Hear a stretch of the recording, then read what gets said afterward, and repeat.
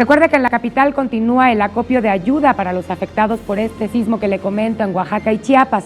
Si usted desea ayudar, esta información le puede interesar.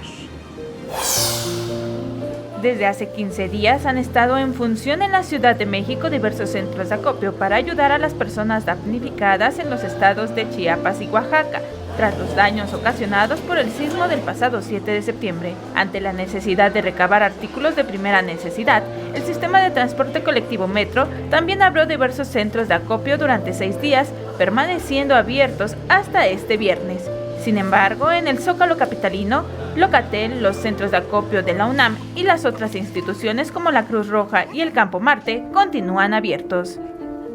Lo hago con todo mi corazón y que lo poquito que pueda uno también cooperar para nuestros hermanos que están pasando muy difícil su situación de salud, de necesidad de alimentos. En los centros de acopio, como en Campo Marte, diversas instituciones, entre ellas Sin Mujeres, apoyan no solo con víveres, sino con trabajo voluntario para el empaquetado y traslado de los recursos. Tenemos que ser súper solidarias y yo creo que lo estamos viendo, que hay muchas mujeres, tanto en Chiapas como en Oaxaca, sus hijas e hijos, que están sufriendo.